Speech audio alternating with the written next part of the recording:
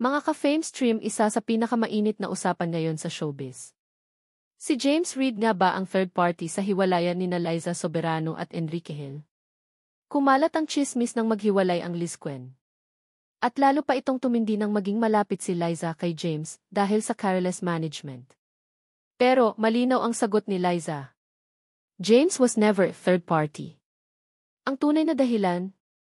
Sabi ni Liza, nagkaiba lang sila ng landas ni Enrique. Unti-unti silang lumayo sa isa't isa. At ang breakup ay isang simpleng realidad ng pagbabago. Kaya mga ka-fame stream, huwag basta-basta maniwala sa chismis. Minsan, hindi third party ang dahilan, kundi oras, growth at tadhana. Anong opinion mo dito? Comment na sa ibaba. At huwag kalimutang i-like at i-subscribe sa Fame Stream 25. Para updated ka sa tunay na kwento ng showbiz.